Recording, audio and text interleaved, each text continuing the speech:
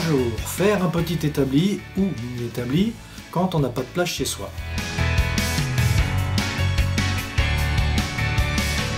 Vous n'avez pas d'établi, vous n'avez pas de place, mais il vous faut les fonctionnalités d'un établi pour travailler proprement et en sécurité. Je vous apprends comment on peut avoir les fonctionnalités d'un établi sur moins d'1 mètre de large.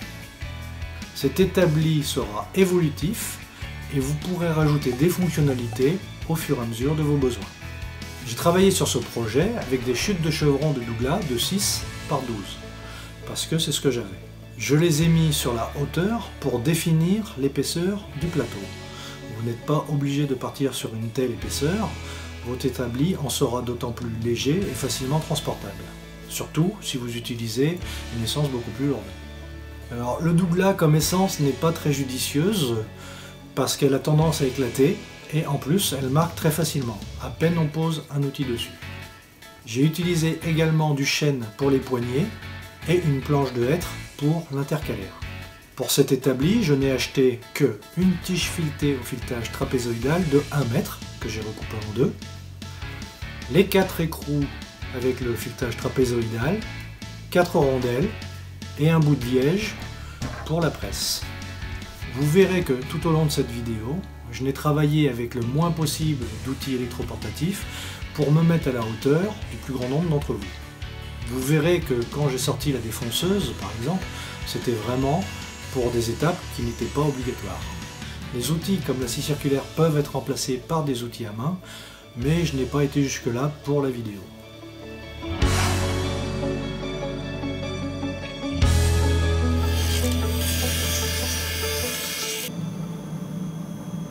Nous pouvons attaquer par couper de longueur les planches de bois. Alors, en général, cela se fait plutôt à la scie circulaire portative au stock de bois. Mais comme ici, je suis vraiment avec des chutes de bois, je n'ai presque pas de débit à faire. Je remonte le couteau diviseur de la machine, c'est vraiment le minimum, pour déligner dans le sens du fil. Comme vous pouvez le constater, je n'ai pas retrouvé le capot de protection. Pour tout ce qui concerne la sécurité dans cette vidéo, j'estime que vous savez ce que vous faites et je ne ferai pas un cours là-dessus.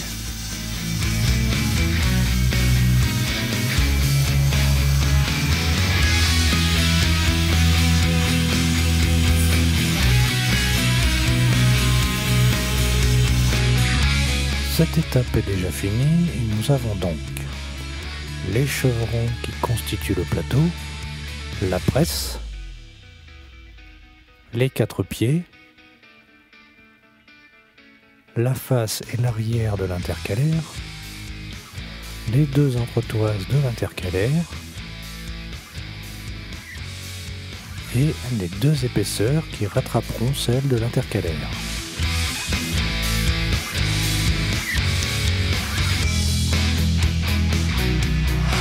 Maintenant, il faut dégaucher le bois. Je ne vais pas vous faire un cours. Cependant, le principal est de veiller au bon sens du bois pour le passage sur la machine. À faire en sorte que la lame couche le fil du bois pour avoir le moins d'éclat possible. Ne soyez pas trop gourmand, ici j'ajuste l'épaisseur à enlever. Nous pouvons donc faire une première face sur tous les bois en vue de l'équarrissage.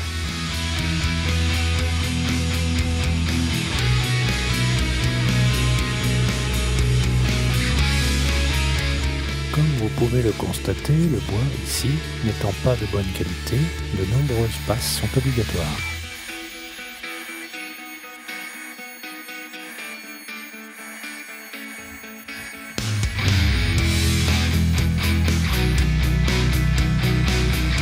Une fois les premières faces exécutées, il faut bien prendre le temps de régler le guide de la dégauchisseuse pour faire la deuxième face. Pensez à ajuster le guide de protection au fur et à mesure du changement d'épaisseur. On a vite fait de négliger cette opération pour quelques millimètres et cela peut s'avérer dangereux. Cette étape est très importante. C'est pour cette raison qu'il ne faut pas négliger le réglage du guide.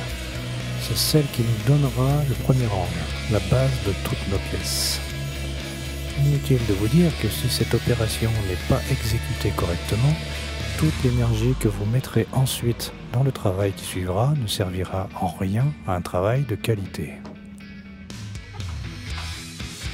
Une fois le premier angle dressé sur tous les bois, nous pouvons passer en mode rabotage.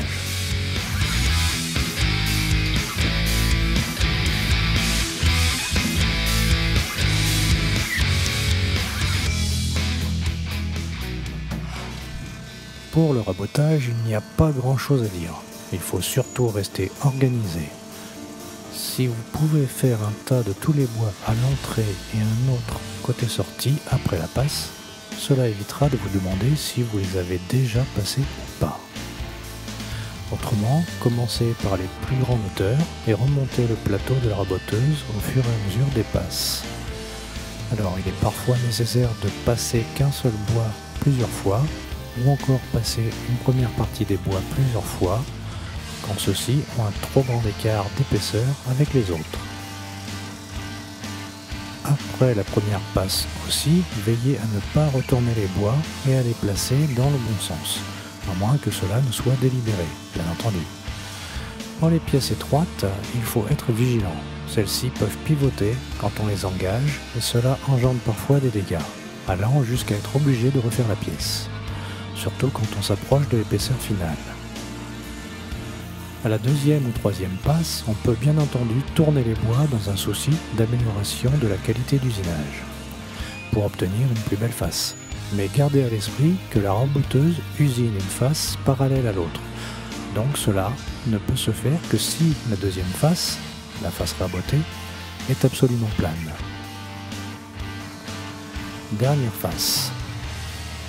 Pour la dernière face, pas vraiment de surprise. On peut appliquer les mêmes recommandations.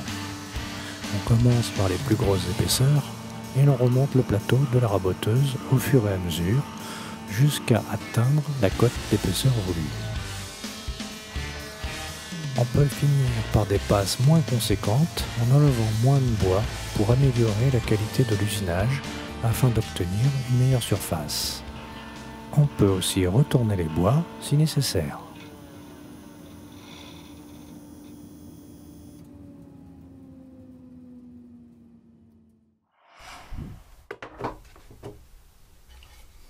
Je vérifie que les pièces qui rattraperont l'épaisseur de l'intercalaire soient légèrement supérieures à l'intercalaire elle-même. J'établis ensuite les pièces, les 4 pieds, l'intercalaire, etc. Pour le plateau, il faut repérer et placer les pièces dans un ordre choisi et les établir pour être sûr de ne pas les intervertir pendant les nombreuses manipulations. Pour ce faire, j'utilise une sorte de triangle qui me donnera le sens et la place de chaque pièce. Si le dessin ne se reforme pas, cela m'avertit qu'elles ne sont pas bien placées. Nous allons couper les 4 pieds, les 2 épaisseurs qui rattraperont celles de l'intercalaire, les 2 entretoises de l'intercalaire, celles qui nous donneront l'espace pour ranger les outils.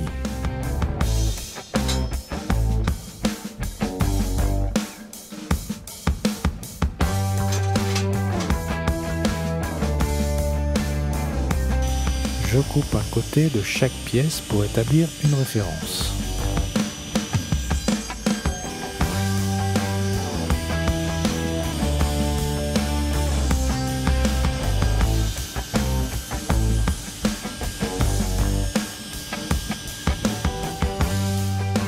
Ensuite, je règle la butée et coupe les pièces à une cote un peu plus grande puisque je recouperai l'intercalaire une fois collé. Je coupe les pieds à la bonne dimension, mais m'occuperai de l'angle plus tard. Pour le collage de l'intercalaire, l'important est la cote intérieure. Je trace pour repère des 2 côtés. Ajuste au plus près et trace pour repère l'autre face également. Le principal étant que la cote intérieure soit bonne. Vous pouvez bien évidemment prendre des serre-joints pour maintenir les pièces.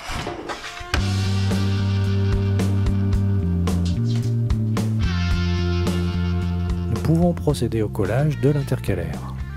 Pour placer les pièces, il suffit d'aligner les traits de repère des entretoises au bord des faces de l'intercalaire.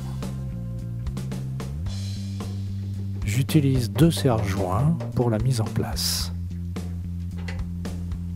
J'ajoute d'autres serre-joints et les déplace également si nécessaire. J'essuie la colle au besoin.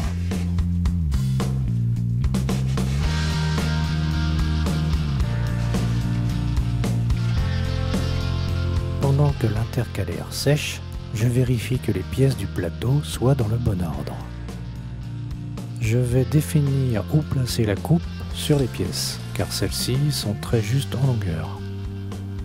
Si vous avez de la marge, vous pouvez directement couper vos pièces d'un côté pour rendre un bord propre. Je vérifie donc que la cote passe sur chaque chevron en tenant compte que certains sont taillés en biais.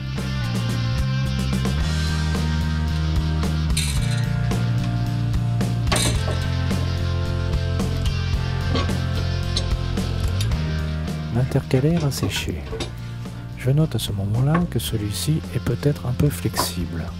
Autrement, j'ai bien ma lumière de 50 cm et une longueur d'au moins 70 cm. Je l'intègre dans le plateau et y ajoute un signe d'établissement.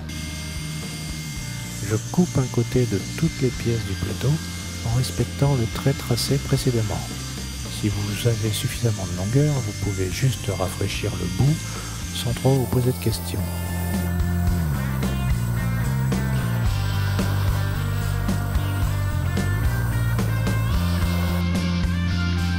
Je règle la butée et coupe l'intercalaire de longueur en veillant à ce que la lumière de celle-ci soit centrée.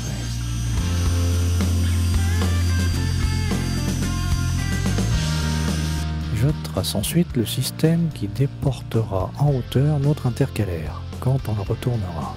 Celui-ci est constitué d'une entaille de 1 cm sur la hauteur.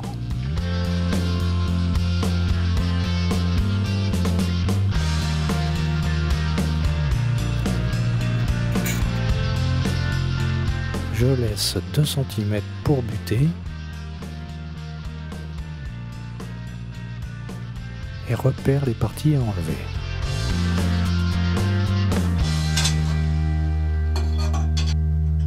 Pour la coupe, il me faut enlever le couteau diviseur puisque ce modèle dépasse la hauteur de la lame. Je règle la hauteur de la lame et la butée pour faire une coupe propre, tout en maintenant la pièce fermement. Je peux faire les 2 pièces. Même chose pour l'intercalaire en modifiant la hauteur de la lame puisque sur celle-ci nous enlevons juste 2 cm. Je règle la hauteur de la lame pour la coupe dans l'autre sens, pour ne pas dépasser le trait de scie précédent. La butée ensuite pour laisser les 2 cm de bois. Pour plus de sécurité, vous pouvez faire ces étapes à la main si vous ne le sentez pas ou si c'est un choix. De toute façon, la machine n'ayant pas une hauteur de coupe suffisante, je serai obligé de finir manuellement. Je dérègle un peu la butée pour l'intercalaire, puisqu'il faut prendre en considération l'épaisseur de la lame. Dans cette position, avec la hauteur de la pièce, la sécurité n'est pas des meilleures.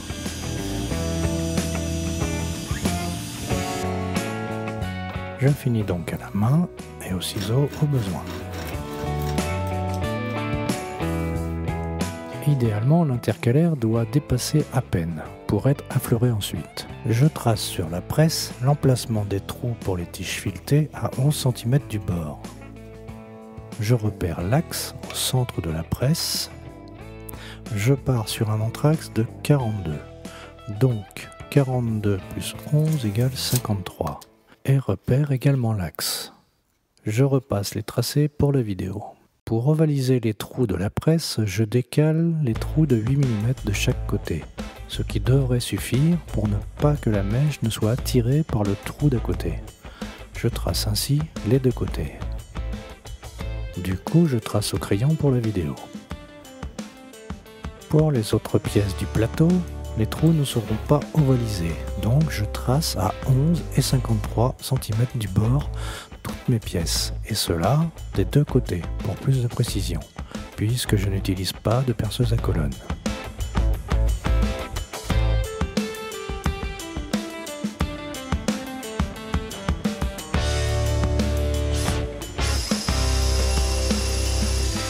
Je perce donc à 20 les deux trous côte à côte sur approximativement la moitié.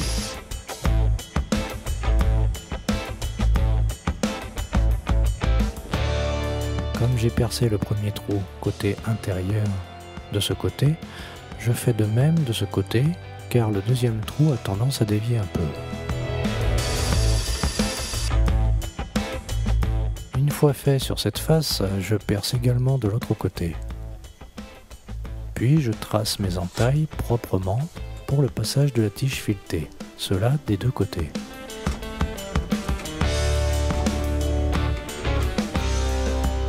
Je finis les entailles au ciseau.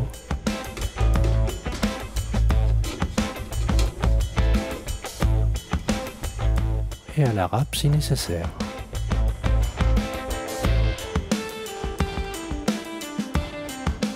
Pour les perçages du plateau, j'utilise une tarière de 30, puisque le but est de faire un dégagement pour la tige filetée et d'éviter les frottements. On peut constater que en perçant des deux côtés, on obtient un perçage plus propre. Je perce toutes les autres pièces, sauf celle de l'arrière. Maintenant, il faut encastrer les rondelles sur la presse, côté intérieur, et les écrous juste derrière, pour qu'ils viennent en applique sur les rondelles, donc sur la pièce d'après. Je soustrais la largeur de la rondelle à la hauteur de la presse. 11 moins 6 égale 5, divisé par 2, donc 2,5 cm des bords pour centrer celle-ci. Ensuite, l'axe étant à 11 cm du bord de référence et la rondelle ayant un rayon de 3 cm, je place celle-ci à 8 cm du bord.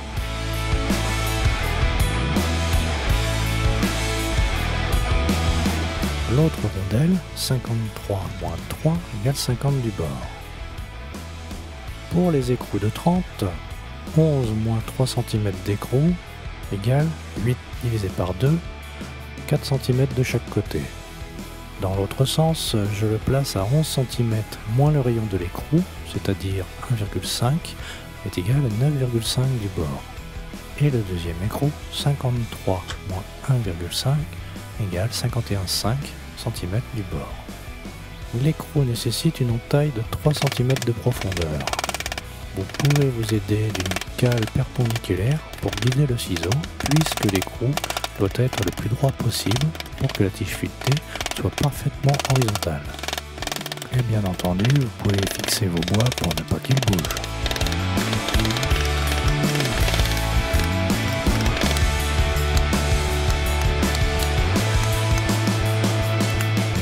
Passons à l'entaille des rondelles. Ici, j'utilise une vieille gouge plutôt archaïque, mais ça fait le travail. Il faut dire aussi que tout ça est caché et que s'il y a des éclats, ce n'est pas trop grave.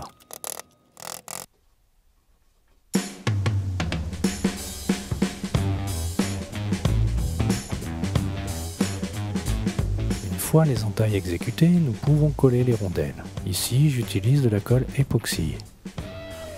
De la même manière, je colle les écrous. Il faut vraiment veiller à ce qu'ils soient à fleur de bois.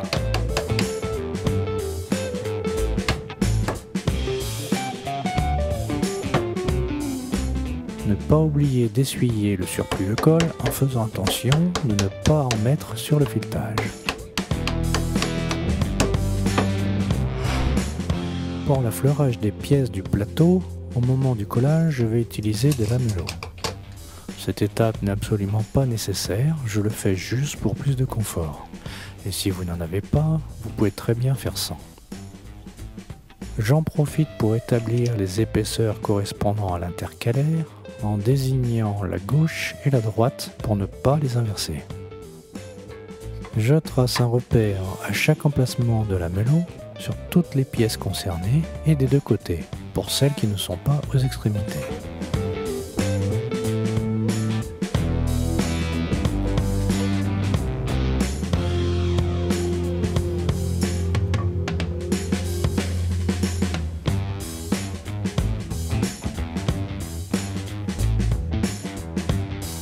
Je règle la machine de sorte à ne pas tomber dans les trous pour la tige filetée.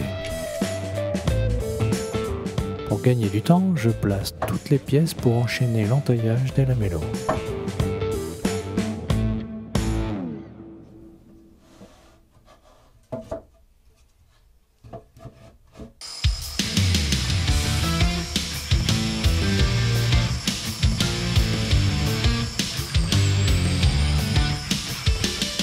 J'exécute toutes les entailles pour les lamellot.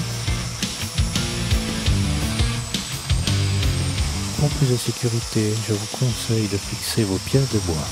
Il n'est pas recommandé, comme ici, de le faire à la volée.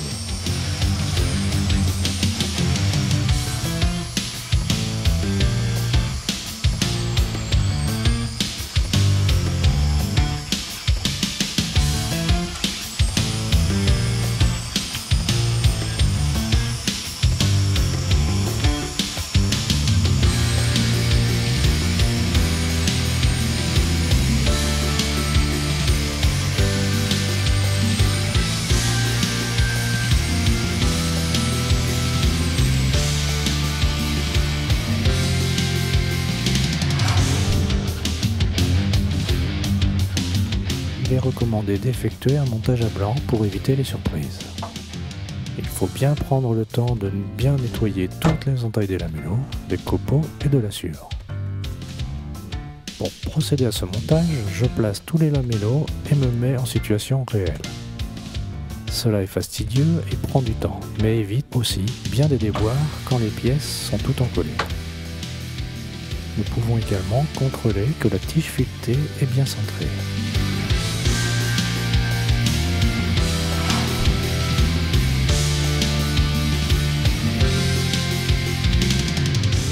Nous pouvons procéder au collage du plateau. Pour cela, nous allons procéder en deux étapes. Tout d'abord, il faut coller les deux premières pièces avec précision, afin que les écrous et les rondelles soient exactement à la place que nous désirons.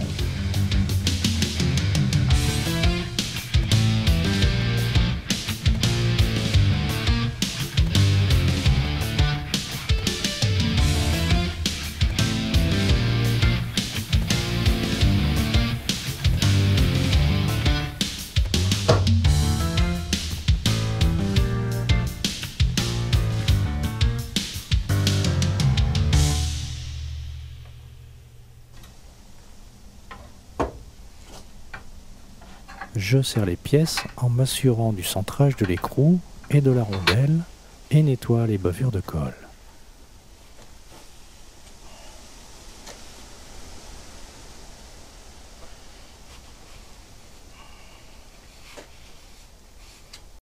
Le centrage est parfait.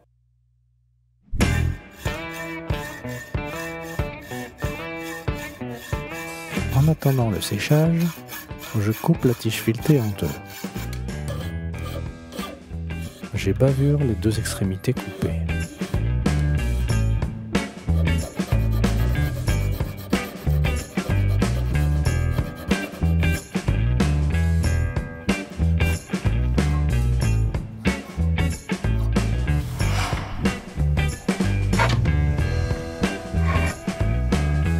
Après séchage, nous pouvons coller le reste du plateau.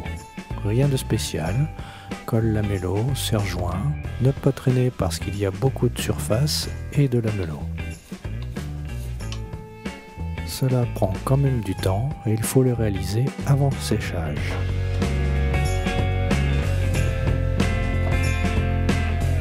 Il est important de bien aligner les trous.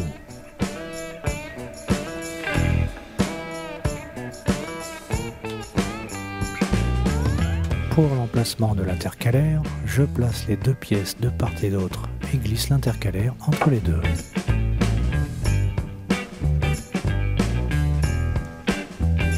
Il me reste plus qu'à coller la dernière pièce du plateau.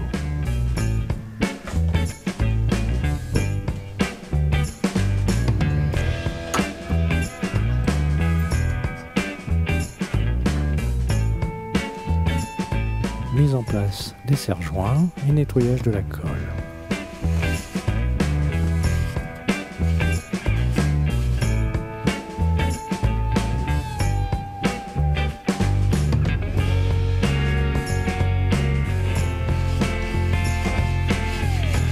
Après avoir enlevé le plus gros de la colle, on peut, pour plus de commodité, humidifier le chiffon pour un meilleur résultat.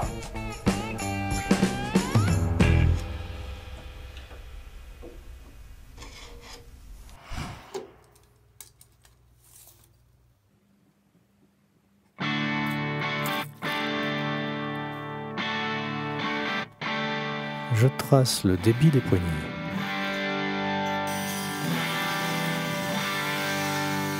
Je coupe de longueur. J'y vais doucement car j'ai mis une cale pour rattraper le biais de la planche. J'aurais pu le faire à la scie circulaire portative. Je déligne et ensuite j'exécute un débouchissage et un rabotage.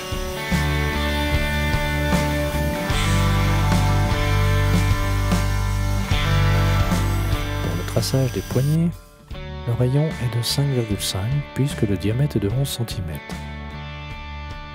Je trace les deux cercles. J'ajoute 1 cm de plus et trace un autre cercle avec le même axe.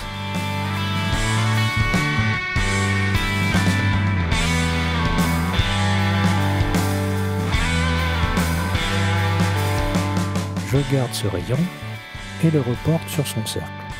Ces traits vont me servir de repère pour percer.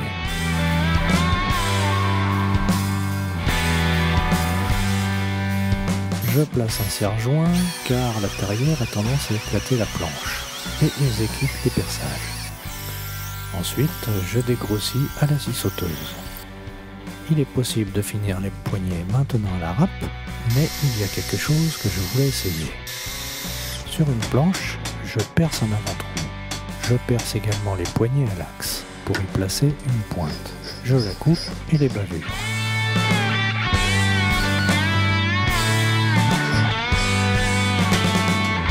Je place la poignée dessus et vérifie que ça tourne bien et qu'il n'y a pas de jeu. Ensuite, ce n'est que suite successive de passes à la scie en faisant tourner la poignée avant chaque coupe.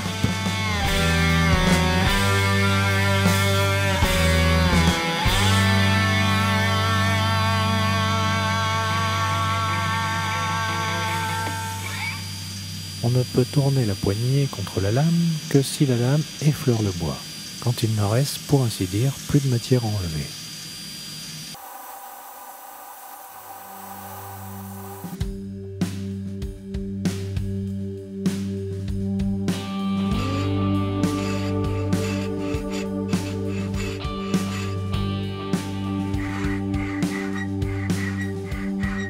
Je rectifie les encoches si celles-ci ne sont pas de la même profondeur. Pour un gain de temps, je décide de dégrossir l'arrondi de la poignée à la scie avec la même technique. Toutefois, je place une cale sous la planche pour rattraper le jeu, ce qui me donne une plus grande précision, vu que j'atténue l'élasticité de celle-ci. Une inclinaison à 45 pour les deux côtés de la poignée et pour les deux poignées, bien entendu. Il ne reste plus qu'à finir à la râpe.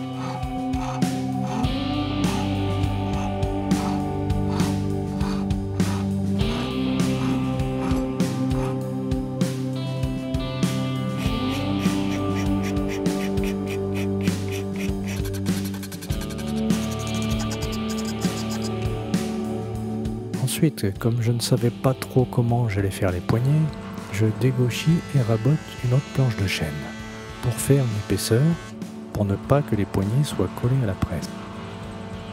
Cette épaisseur de 2 cm permettra de loger une partie de l'écrou pour la poignée. Je perce, mais pas totalement, pour pouvoir entailler le logement de l'écrou. Autrement, je ne pourrais pas tenir la pièce, sans compter les risques d'éclatement. De plus, une fois que celle-ci sera entaillée en son centre, je ne pourrai plus me servir de la scie cloche si je perce après coup. C'est pour cela que je commence et finirai après. Pour être sûr de pouvoir replacer la scie cloche après l'entaillage du logement de l'écrou. Je réalise plus de perçage au cas où. 6 de perçage moins 3 d'écrou divisé par 2 égale 1,5 cm de chaque côté. Je place les fils du bois en travers pour éviter l'éclatement. Si je le plaçais comme cela, un coup de ciseau et s'enfondrait. Je centre l'écrou avec 1,5 cm de chaque côté sur toutes les faces de l'écrou. Je place l'écrou à l'intérieur des traits et trace l'écrou. J'exécute des perçages pour un gain de temps et éviter l'éclatement du bois. Ensuite, j'évite l'emplacement de l'écrou. Je veille à ce que l'écrou soit bien perpendiculaire. Je détache les pièces avec la scie cloche et fais un ébavurage à la râpe.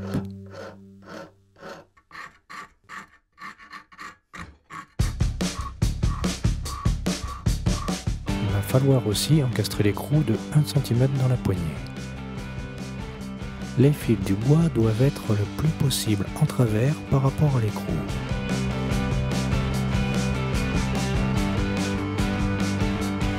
À 1,5 de chaque côté du centre, je repère les faces de l'écrou, puis je trace. Je vérifie la profondeur à encastrer. Je perce de cette profondeur pour dégrossir le travail et aussi minimiser l'éclatement de la pièce. Je finis l'encastrement au ciseau.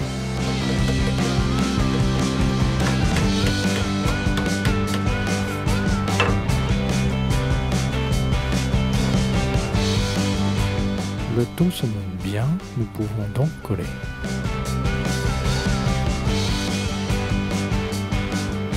Colle blanche pour la partie bois.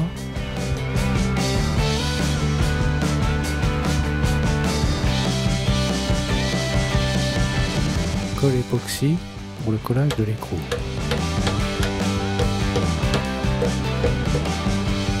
Collage également de la rondelle à l'époxy. Serrage du dos et nettoyage de la colle. Deuxième poignée idem.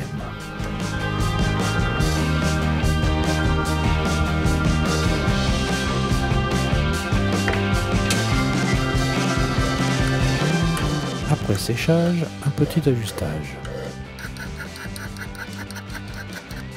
Lime et papier de verre, puis la finition des poignées.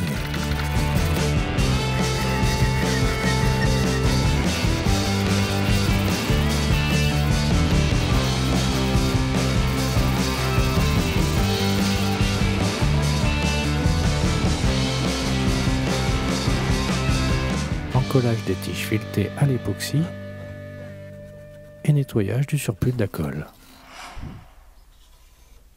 Maintenant, nous allons tracer la coupe de longueur pour nos pièces. La presse, ensuite définir ce que je retouche de l'intercalaire pour que celui-ci coulisse sans coincer, et cela des deux côtés. Et nous nous occuperons aussi du plateau, puis les coupes, la presse, l'intercalaire, pour lequel je place une cale de la même épaisseur que la coupe.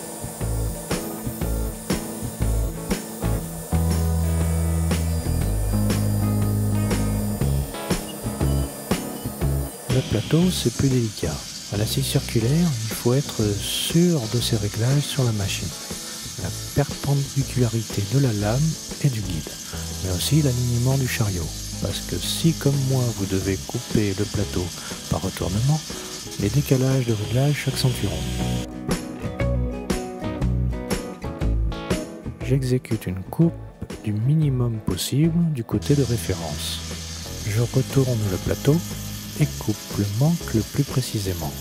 C'est un équilibre entre le pas assez et la finition.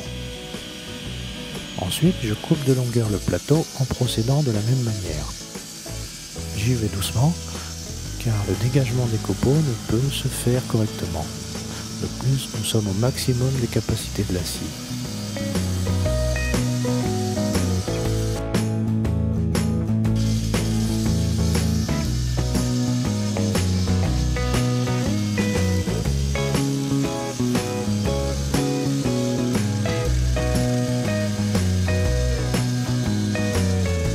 Je coupe aussi l'angle des pieds du mini établi de longueur. Je décide que la pente de ceci ne prendra pas toute l'épaisseur, juste pour l'esthétisme. Donc, coupe la pointe de l'angle. Je vais me rendre compte que par la suite, j'aurais dû faire ces coupes après le perçage des pieds et minimiser ainsi les éclats de la tarière. Un petit établissement des pieds pour ne pas les mélanger.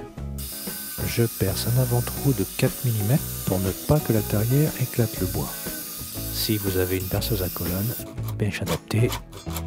Néanmoins, je perce à la tarière du diamètre de la rondelle et à la profondeur de celle-ci, plus la tête des tire-fonds avec lesquels je fixerai les pieds. Puis je perce du diamètre de la tige des tire-fonds. Je mets d'une cale pour garder le même écart de débordement de tous les pieds et laisse l'empreinte du tire-fond d'un coup de marteau.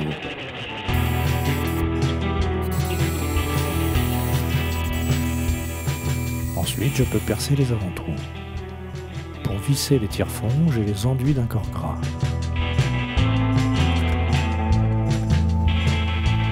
Avant d'attaquer la finition, j'ajoute un renfort à l'intercalaire. Pour être sûr qu'il soit droit, je trace des deux côtés.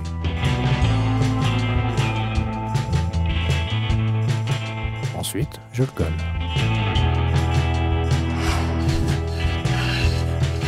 Il faut aplanir le plateau.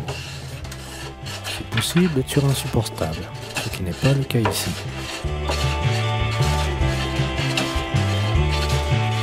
Pour être sûr d'être plan, il faut croiser les passages du rabot. Ensuite, c'est beaucoup d'huile de coude et de contrôle. Vous pouvez vérifier la planité du plateau à l'œil et à la règle.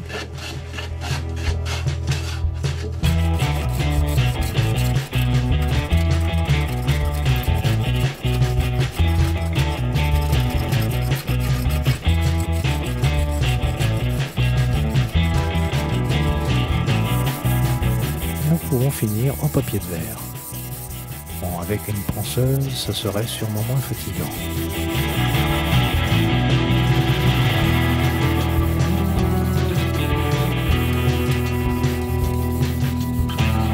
Pensez à abattre les arêtes, cela évitera les éclats à la manipulation de l'intercalaire.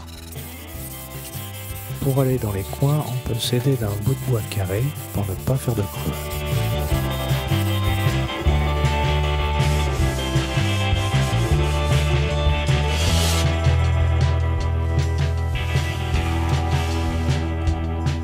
Je mets en place la presse et la maintiens à l'aide d'un serre-joint. Pour aller plus loin, mais ceci n'est pas obligatoire pour notre ouvrage, je sors la défonceuse avec un gros quart de rond. Je fais ce quart de rond sur le côté du plateau en incluant la presse.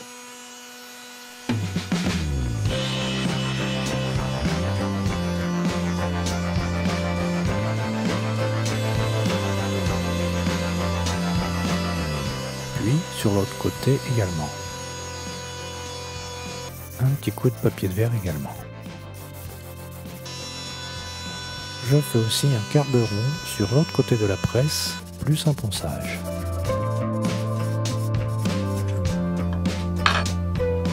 Je change la fraise pour un quart de rond plus petit et fais le tour du petit établi, sauf entre la presse. Vous pouvez tout à fait faire cette étape avec un rabot, il n'y a pas de problème. Je rechange la fraise pour une fraise à 45. Je vais faire un dégagement au milieu de la presse pour un peu d'ergonomie et aussi d'esthétisme. Vous pouvez le faire au ciseau à bois, ce qui pourrait être un bon exercice. Mais je le rappelle, ce qui est fait à la défonceuse n'est pas obligatoire. Donc je fais un gros chanfrein de 15 mm sur 15. Je mets des cales pour arrêter mon usinage tout en maintenant la presse. Ensuite, nous pouvons finaliser la finition. Abattre les arêtes par exemple si elles ne sont pas toutes faites. Comme protection, je décide d'utiliser de l'huile de lin pour éviter que les cols et autres produits ne pénètrent dans le bois, que je mélange à l'essence de térébenthine pour traiter contre les insectes. Je fais un premier mélange à 70% d'essence de térébenthine et 30% d'huile de lin. J'applique et ne néglige aucun recoin, et encore moins les bouts qui pompent énormément de produits, l'intercalaire, les fentes, etc.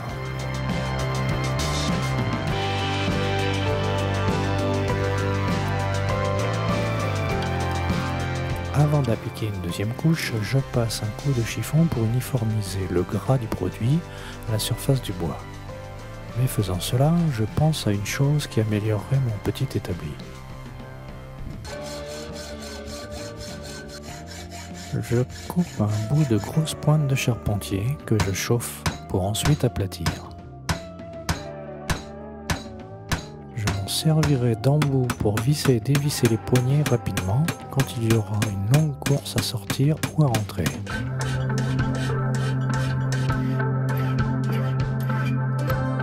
Le sens du fil étant dans ce sens, je vais faire une fente qui recevra l'embout en travers. Un petit traçage en me servant du trou d'axe des poignets et plusieurs perçages pour éviter les fentes. Je prends soin de ne pas toucher l'écrou de tige piquetée en perçant trop profond. Je perce également en biais en faisant attention de ne pas casser la mèche. Impeccable, l'embout passe en force. Une fois monté sur la visseuse, on peut rapidement serrer ou desserrer sur une grande course. Mais pour l'approche, mieux vaut le faire manuellement.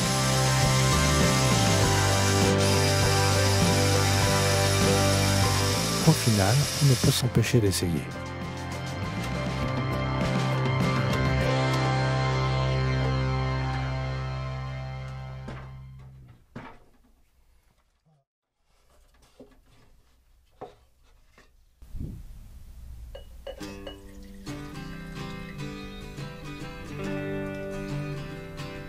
Pour la deuxième couche, le mélange des produits doit être à 50%. Le produit étant plus gras, il mettra plus de temps à sécher. Nous réitérerons l'opération en essayant de ne rien oublier.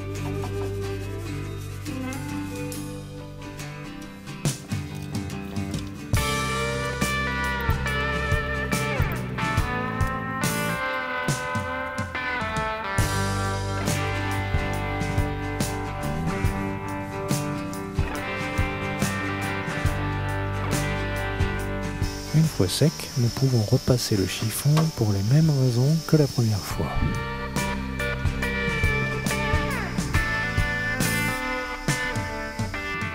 Pour la dernière couche, pas de mélange, de l'huile de lin pure. Maintenant que le gros du travail est fait, il est temps d'améliorer un peu notre mini établi, lui apporter une fonctionnalité essentielle, les butées d'établi, ou bench dog en anglais. Je pourrais les acheter, il en existe plusieurs sortes et en différentes matières, mais je décide de les confectionner moi-même. Les fabriquer le plus simplement possible et sans que cela soit onéreux. Je débite un carré de 19 par 19, auquel je coupe les angles à 45 degrés pour faire un octogone. Je purge les défauts.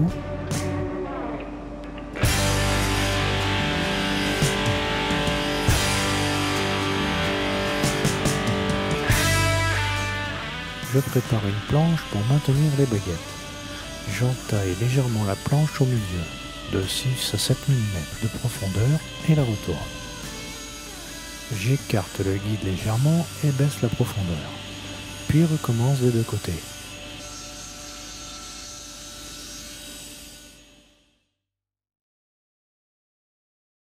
Je bloque ma planche contre l'intercalaire et je rabote toutes les arêtes pour m'en rapprocher d'un cylindre. J'avoue qu'à ce stade, c'est un réel plaisir d'utiliser l'établi alors même qu'il n'est pas tout à fait terminé. C'est réconfortant, encourageant, et c'est évident qu'à l'avenir, il va devenir indispensable. Avant de finaliser les baguettes pour les butées d'établi, je vais définir et percer les trous dans le plateau pour celle-ci, car la méthode que je vais utiliser doit être ajustée.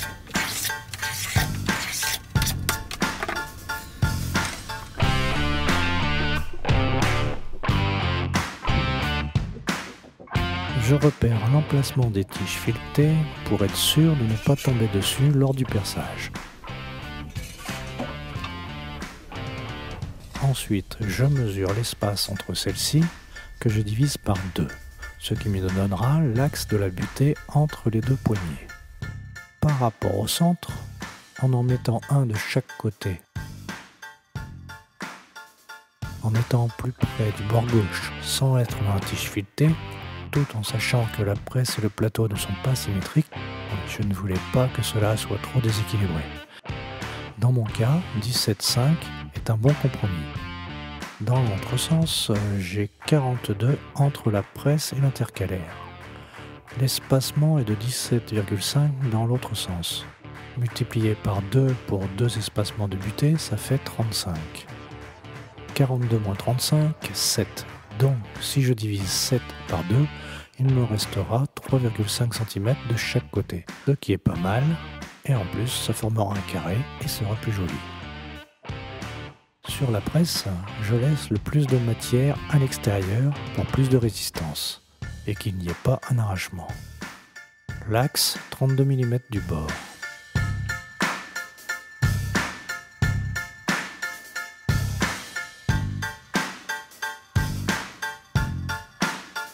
La grosseur de la vis peut éclater le bois, donc je perce un avant-trou à un diamètre 4, qui me permet quand même l'accroche de la terrière, qui est obligatoire pour pouvoir percer.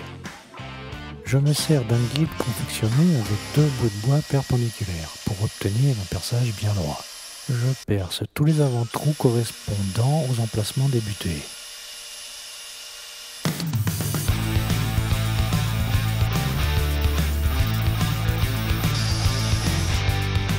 Au diamètre 20, plutôt qu'à l'intérieur de 19 pour éviter les éclats, je pré-perce légèrement.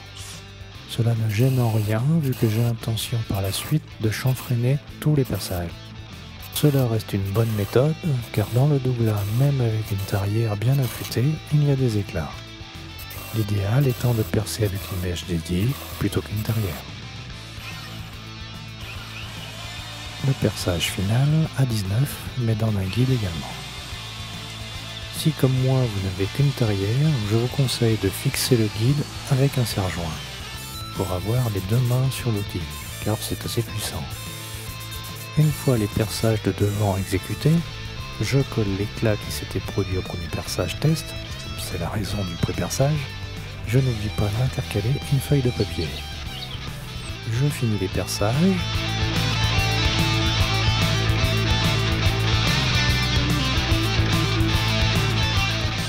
Un petit quart de rond pour finir, recto et verso.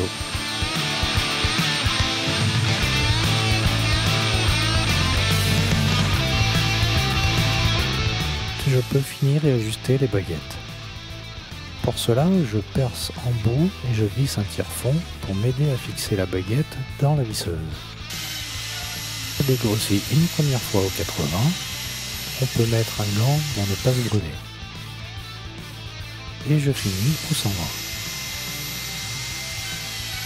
Je teste de temps en temps pour ne pas trop réduire le diamètre. La baguette doit descendre sans forcer. Je coupe les butées de longueur, celle de l'épaisseur du plateau.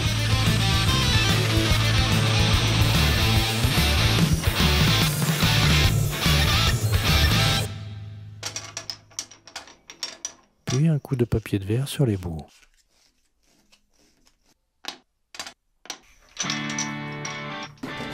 Maintenant, il faut faire en sorte que la butée ne tombe pas, mais aussi qu'elle soit facilement ajustable en hauteur et qu'elle tienne. Je coupe la butée en biais en laissant 2-3 cm en haut.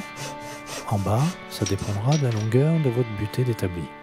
Mais il faut laisser quelques centimètres pour ne pas que le bois fende. Ensuite, je prends des fines lamelles de bois de différentes épaisseurs le but étant de trouver l'épaisseur de la lamelle qui écartera à peine la partie fine que nous venons de couper sur la butée, créant ainsi un frottement dans le trou de la butée. C'est assez précis et assez fin à réaliser, mais a la particularité d'être très simple.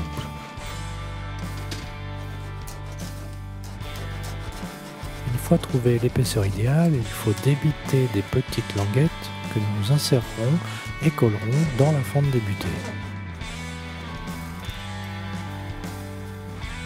Je trace le haut de la coupe et le bas sur toutes les butées.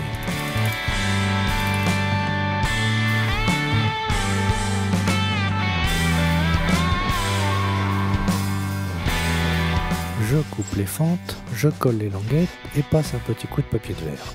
Voilà. Bon, c'est pas si simple. Le plus dur étant de coller la languette dans la fente sans fendre la butée. Car si comme moi vous prenez du douglas pour la languette, celle-ci se ramollisse avec la colle. Et l'on a tendance à vouloir écarter un peu plus pour l'insérer. Il est vrai aussi que pour ne pas fendre le bois de la butée, il vaut mieux prendre celle-ci dans la presse perpendiculairement à ce que je fais. Mais pour la vidéo, il a bien fallu opérer autrement. Au début, c'est un peu galère, puis je me suis adapté et amélioré au fur et à mesure. Par la suite, j'ai poussé la languette au fond avec un racloir.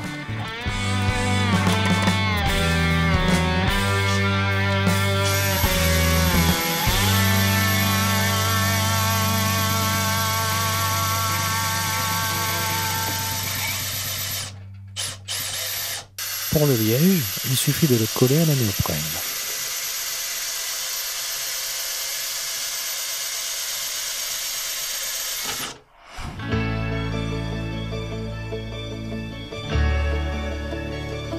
Encoller les deux surfaces à coller et attendre que ce soit sec au toucher. Puis appliquer ces deux surfaces entre elles, sur le plateau et sur la presse.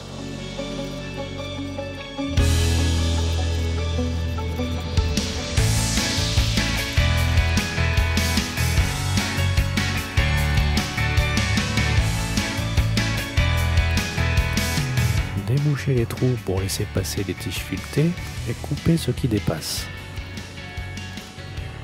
On peut passer un petit coup d'abrasif. Voilà, notre mini établi est terminé. À nous maintenant de le faire évoluer au gré de nos besoins. Il n'y a plus qu'à l'utiliser. Et vous verrez que vous vous demanderez comment vous avez fait pour vous en passer jusque-là.